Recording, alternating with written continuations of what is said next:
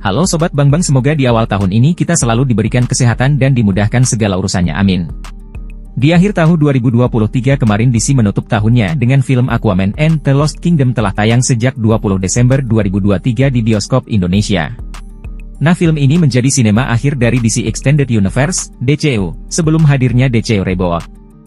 Nah, dalam tayangan di post-kredit Aquaman, ada tambahan satu potongan adegan mengenai sosok Orm yang memulai hidup di permukaan. Dan buat Mimin sendiri, pas di post-kredit itu sempat ngerasa geli, lucu, ama kasihan. Kalau perasaan kalian gimana? Dari post-kredit itu, spekulasi pun bermunculan tentang pesan tersirat dari adegan tersebut. Karena seperti yang kita tahu bahwa DC Extended Universe, DCU, akan berganti menjadi DCU Reboot, jadi mungkinkah ada seri ketiga buat si manusia laut ini? Sebelum kita lanjut, ayo kita doakan dulu kedua orang tua kita agar sehat selalu, amin. Bagi yang suka videonya bisa klik subscribe dan like, terima kasih. Arthur Curry atau Aquaman kini menjadi Raja Atlantis dan menikah dengan Mera. Mereka pun memiliki anak bernama Arthur Junior. Kehidupan keduanya berbeda alam, Mera dengan anaknya hidup di permukaan dan Aquaman di bawah laut. Meski begitu, mereka kerap bertemu di permukaan untuk bersama-sama mengasuh Arthur Junior. Di sisi lain, bangsa bawah laut mulai merasa khawatir atas keselamatan rajanya, karena kerap berhadapan dengan musuh kuat. Apalagi Aquaman juga bagian dari Justice League dengan banyak musuh kuat yang harus dihadapi. Kekhawatiran itu pun terbukti. Musuh lama Aquaman, David Cain atau Manta ternyata memiliki niat membunuh Aquaman. Musuh kuat ini juga berambisi menghancurkan Atlantis. Penyebabnya adalah Aquaman telah membunuh ayah Cain. Dendam kesumat tidak tertahankan lagi untuk dilampiaskan. Dalam usahanya mengalahkan Aquaman, Cain berupaya menemukan teknologi kuno yang dapat dipakai mengalahkan Aquaman. Dalam pencariannya, Cain lantas menemukan Trisula Hitam. Senjata ini memiliki kekuatan sihir dan turut membantu Cain menjadi Manta dengan kekuatan lebih dahsyat. Di samping itu, sumber daya yang dimilikinya membuat terjadinya pemanasan global dan menimbulkan ancaman bagi Atlantis. Jadi sekali mendayung dua pulau terlampaui, membunuh sang raja dan menghancurkan Atlantis. Aquaman menyadari dirinya tidak akan bisa mengalahkan Manta sendirian.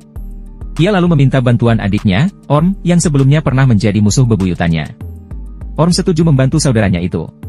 Pertarungan pun terjadi antara Manta dengan Aquaman dan Orm. Pada pertarungan akhir di Necrus, Aquaman menyerang Manta untuk menghentikannya melukai Arthur Junior, dan Manta pun hampir mengalahkan Aquaman sebelum Orm tiba dan melucuti senjata Trisula hitamnya. Saat Orm memegang Trisula, roh Kordas meninggalkan Manta dan menuju Orm, yang mulai melawan Arthur dan menggunakan darahnya untuk mencairkan es yang memenjarakan tubuh Kordas.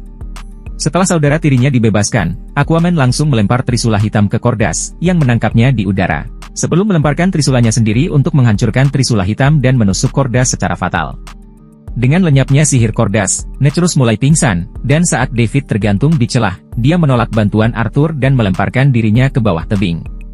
Aquaman membiarkan Orm untuk pergi setelah pertarungan, dan memberitahu seluruh Atlantis bahwa dia meninggal, dengan syarat dia tetap bersembunyi. Di akhir cerita, Aquaman memutuskan bahwa untuk menyatukan daratan dan lautan diperlukan untuk memerangi perubahan iklim, dan mengungkapkan Atlantis kepada dunia manusia melalui pengumuman kepada PBB, dengan tujuan menjadikan kerajaan bawah laut sebagai negara anggota.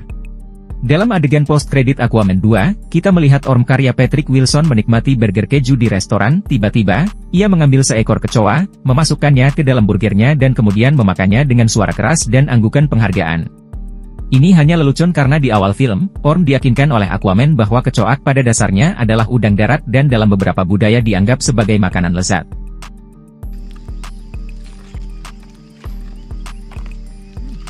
Aquaman and the Lost Kingdom bakal menjadi film terakhir Jason Momoa di waralaba DCU.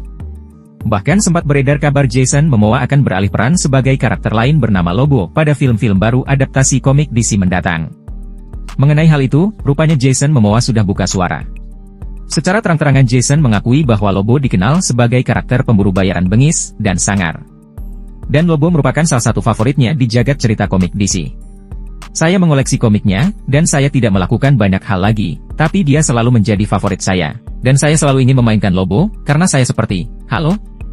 Itu peran yang sempurna, terang Momoa. Perlu diketahui juga, karakter Lobo memiliki perawakan yang hampir mirip dengan Jason Momoa. Maka tak heran jika para penggemar komik DC pun mendukung langkah Jason Momoa untuk memerankan Lobo di masa depan. Meskipun saat ini Jason Momoa mengaku masih belum mendapatkan panggilan dari pihak DC. Namun, ia mengisyaratkan ada ketertarikan pada karakter Lobo andaikan dirinya benar-benar diajak James Gunn. Patut kita nanti sosok karakter baru ini. yang akan menambah keseruan genre film superhero dari DC Reboot.